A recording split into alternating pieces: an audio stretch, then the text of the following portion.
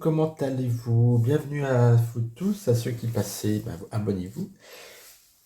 J'espère que vous allez tous très bien. Une petite vidéo, je dis petite parce qu'elle va pas être très très longue.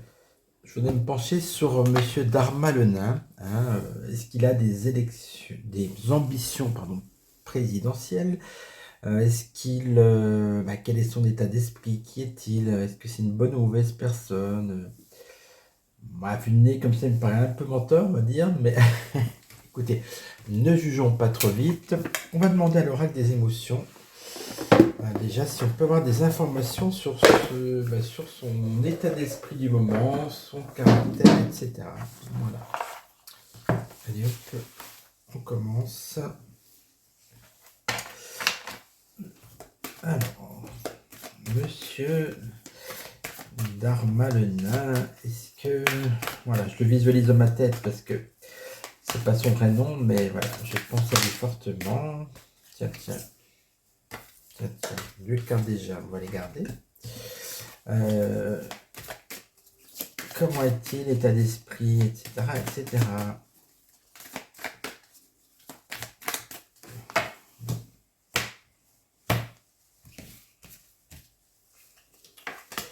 Tac. Tac. Voilà. Alors, comment est-il le petit bonhomme en ce moment? Je dis petit parce qu'il n'est pas très grand, je crois qu'il doit faire 1m30 ou 40, je ne sais plus. Alors, qu'est-ce que nous avons comme information? On nous parle de dépendance. Alors, il est dépendant à quelque chose. Ah, ça peut être des substances, ça peut être dépendance au pouvoir, bien sûr, hein, dépendance à la politique, dépendance à Manu Premier. Donc, en tout cas, voilà, c'est pas quelqu'un qui est complètement libre, maître de lui-même, hein. Alors, il se sent un peu en insécurité. On a une carte qui est un peu pareille, là on a tension, hostilité. Alors c'est vrai que j'ai vu une interview de lui, ça devait être sur France Inter. Ils se sont copieusement moqués de sa pomme, j'ai envie de dire. Et il était pas très joyeux, le Darma le nain. C'est vrai que là, ils sont allés fort. Alors il est quand même toujours plein de gratitude, je pense, c'est pour Manu Premier, puisqu'il lui a quand même renouvelé sa confiance, hein.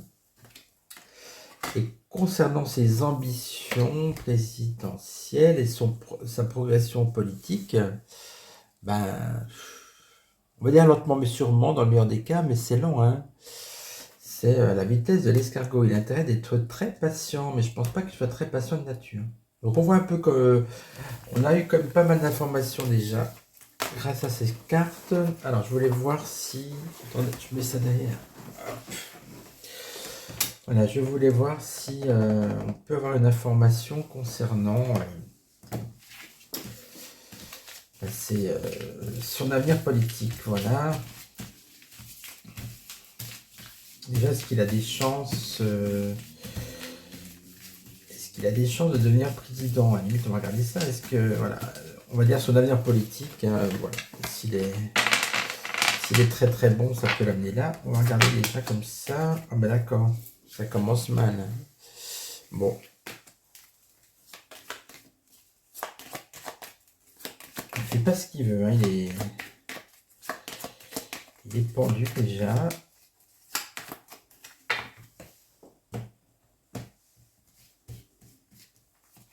Alors, le Darma le nain. Alors,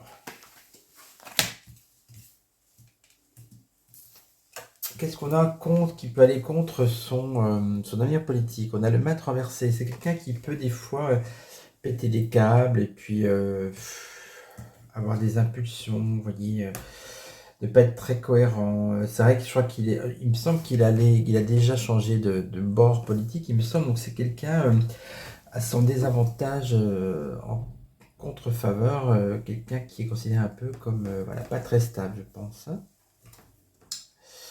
Son avenir politique, alors, il y a beaucoup de choses cachées, ça veut dire qu'il a beaucoup de casseroles et beaucoup de secrets.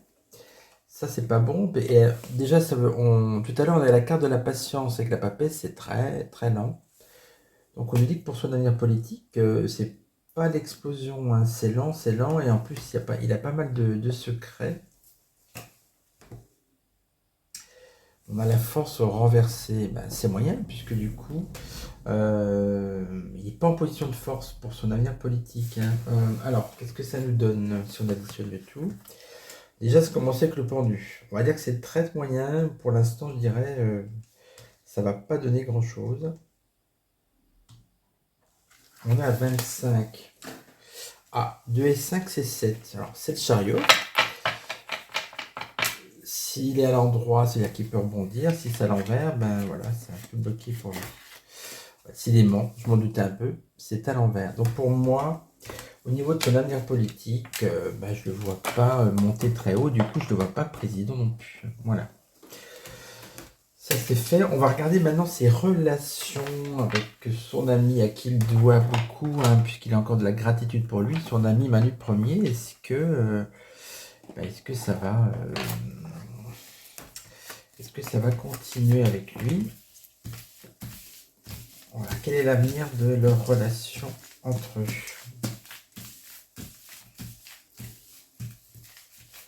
Alors, est-ce qu'il va encore faire partie des favoris? On va voir ça.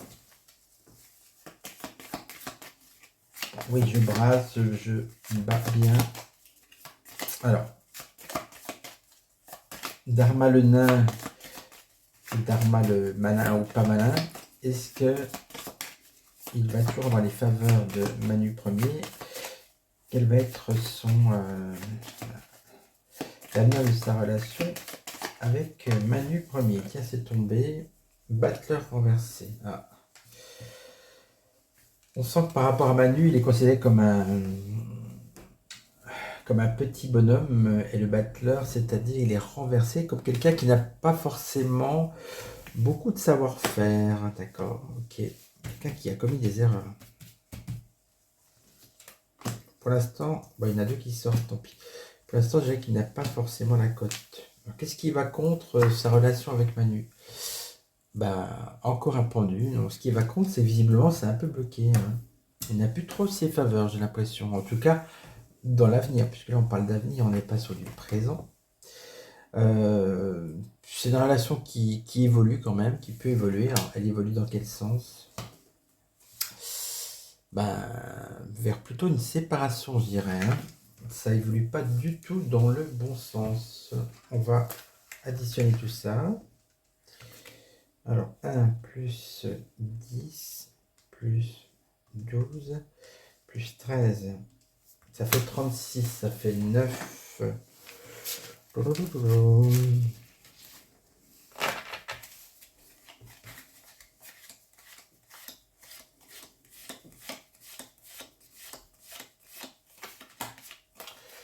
Et où notre ermite? Alors, voilà.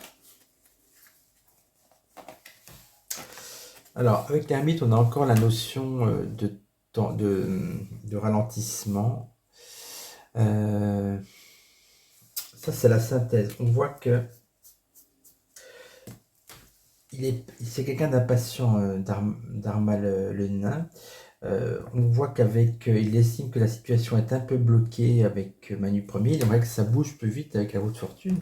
Et avec la mort, il a envie de tout laisser tomber, ou il a un risque de se faire éjecter et de couper les ponts. Avec l'ermite, on voit qu'il a envie de. L'ermite est à l'envers, c'est-à-dire qu'il a envie justement de sortir de cet état de lenteur. Il a envie de plus haut. Donc, par rapport à leur relation, c'est une relation du coup qui n'évolue pas et qui va vers certainement vers une sorte de séparation. En tout cas, ça ne va pas vers une amélioration, hein. Donc, c'est un peu. Ils ne s'entendent pas forcément très bien. Il y a un peu de contentieux entre eux. D'ailleurs, justement, qu'est-ce que Manu Ier pense de lui? Ce serait intéressant. Je vais prendre 3 cartes du tarot pour voir. On a rarement fait ce genre de tirage. Je le fais des fois en consultation, mais comme ça en vidéo, non. Pour voir si on arrive. Des fois, ça parle bien de voir ce que pense telle ou telle personne. Alors.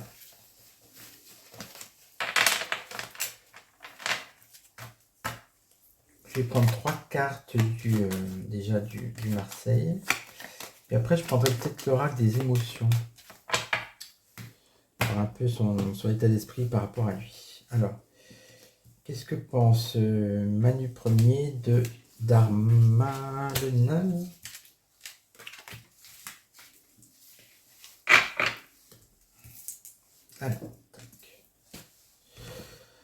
Alors, on a le jugement, le mat, l'amoureux. Alors, le jugement, c'est toujours les nouvelles, etc. C'est pas le jugement dans le sens du jugement. Ce qu'il attend de lui, c'est qu'il attend d'avoir des nouvelles, de l'efficacité, des choses positives. C'est son job, en fait, il compte sur lui, c'est ça que ça veut dire. Par contre, on voit clairement que il le considère comme quelqu'un de pas stable du tout et pas fiable d'ailleurs. Et il a des doutes sur lui, ce qu'avec l'amoureux, c'est le doute. Donc on va dire que c'est plutôt mitigé de ce qu'il pense de lui. On va voir avec 3 cartes de l'oracle des émotions.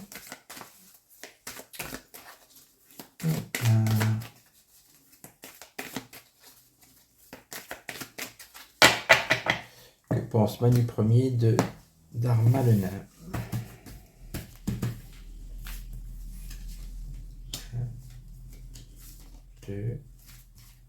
On va voir si ça confirme ce qu'on vient de tirer, ou si on a aussi d'autres infos, parce que voilà, il peut y avoir différentes opinions. Hein. Alors, anticipation, bienveillance, oui, nostalgie. Ah.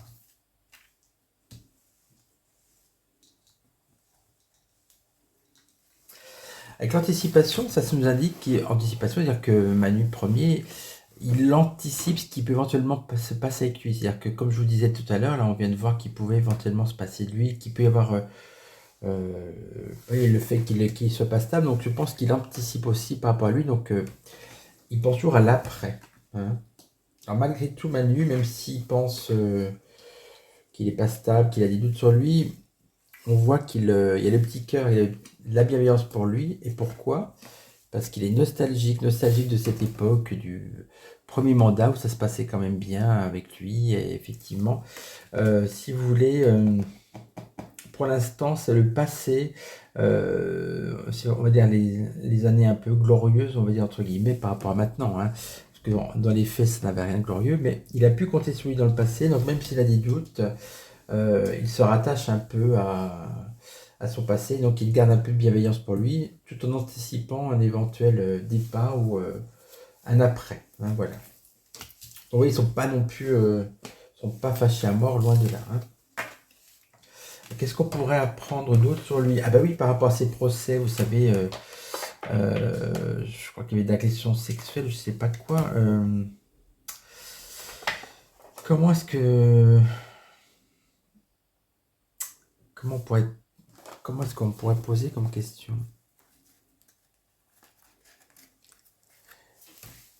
Comment est-ce que Dharma le nain se comporte en privé, voilà, dans sa vie, dans ses relations intimes avec, comment dire, dans cette famille, voilà. Je voudrais creuser un peu plus, qu'on fait une vidéo spéciale sur lui. Comment est-ce qu'il est au fond, voilà, quel est, allez, on va dire le côté caché, le côté sombre, qu'est-ce qui peut ressortir? Voilà, on va faire ça. Oups, ça saute. Le magicien. Le battleur. C'est les choses de nouveautés, c'est le petit garçon, c'est quelqu'un qui aime bien essayer des nouvelles choses. Il est toujours partant pour des nouveautés. Hein. Alors, on va regarder. Alors, le côté sombre, qu'est-ce qu'on a? Je vais prendre 3 cartes, et puis je vais prendre aussi 3 cartes de l'oracle bleu. On est toujours dans des questions de personnalité. Quel est son côté sombre? Donc, je vous dis que le battleur, c'est... il aime jouer à des choses. Le pape et la lune. Alors en fait, c'est quelqu'un qui a soif de pouvoir, parce que le pape, c'est encore au-delà de Manu Ier, c'est vraiment quelqu'un qui a le pouvoir. Son côté sombre, je dirais, hein, le côté caché, c'est qu'il est quelqu'un qui est extrêmement ambitieux. Voilà. Et ce que je ne montre pas, c'est un petit anxieux, petit bonhomme, petite anxiété, effectivement, avec la lune. Et la lune aussi, c'est les illusions et les mensonges. Donc, c'est quelqu'un qui ne dit pas toujours la vérité. On va voir ce que donne comme information l'oracle bleu. Les côtés sombres de Monsieur Darlenaus. La loi. Ah. Donc, comme on parle de côté sombre, c'est-à-dire qu'il n'est pas toujours en phase avec la loi. Il peut la contourner. Hein. Là, cette question est dans le côté sombre et négatif. Voilà. On fait sauter les cartes encore. On essaye. Hein. Bon, voilà, il y en a trop qui se roulent. Oh là là. Tout se retourne. J'en demande une, pas 50. Oh là là. Bon. Et bah, du coup, je vais les choisir. Allez. 2 cartes. Côté sombre, qu'est-ce qu'on a? La gestation. Ah, c'est quelqu'un qui a des plans. Faut que je cache parce que YouTube, c'est maintenant censure. C'est ridicule, mais c'est comme ça. Donc, la gestation, effectivement, c'est quelqu'un qui a toujours des plans et des choses en route. Ça correspond aussi à la nouveauté, c'est-à-dire qu'il prépare toujours l'après. Ça correspond aussi à la carte de l'anticipation. Vous voyez, il est plein d'ambition. Dernière carte pour le côté sombre, la transformation. On a la mort aussi, la fausse, c'est-à-dire qu'il n'hésite pas à lâcher des gens et à couper. Hein, voilà. J'ai envie de continuer avec un troisième jeu. Qu'est-ce que vous en pensez? Ça coûte pas plus cher, hein, vous savez. Alors.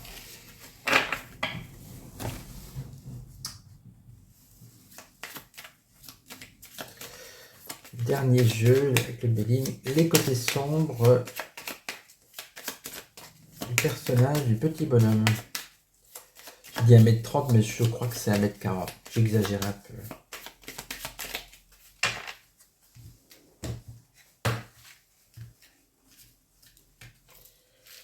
Alors, côté sombre.